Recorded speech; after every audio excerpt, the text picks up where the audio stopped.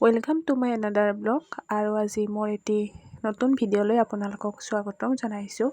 বহুদিন বাৰু long video' দিয়া নাই আৰু সেয়েহে আজি এটা ভিডিঅ' দি দিলোঁ। আৰু এয়া হৈছে মোৰ আমাৰ পেহাহঁতৰ চাদৰ ওপৰত ধুনীয়াকৈ অকণমান খেতি কৰিছে বাৰু।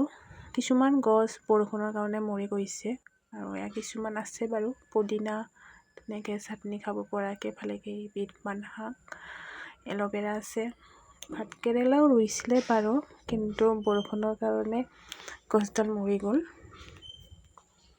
আৰু এয়া মই চাটনি খাবৰ কাৰণে পুদিনা ছিঙি আছোঁ।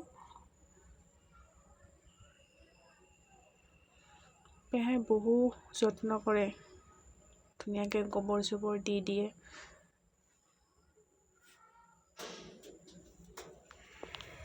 আৰু এইবিধৰ বাৰু আপোনালোকে চাটনি খায়নে?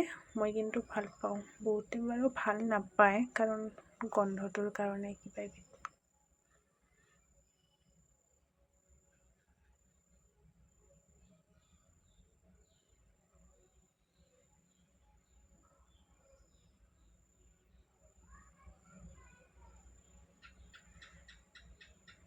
আৰু এয়া দেখিছেনে ইমান ধুনীয়াকৈ জিকাটো লাগি আছে। জিকা বাৰু ভালেখিনি লাগিছিলে। এনেকৈ ধুনীয়াকৈ ঘৰৰ জিকা সাৰ নিদিয়াকৈ মাছৰ লগত খাই কিন্তু বহুত ভাল লাগে।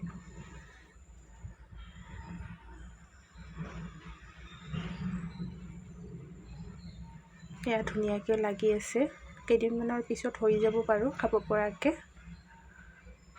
আৰু এয়া বেঙেনা,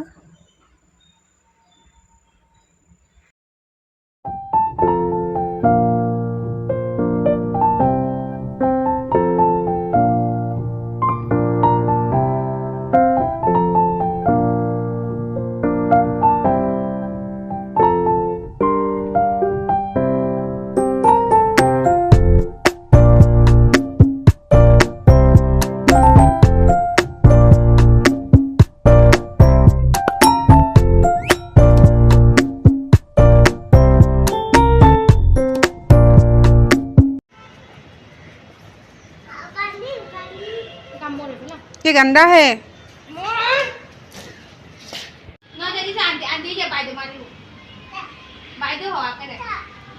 लिली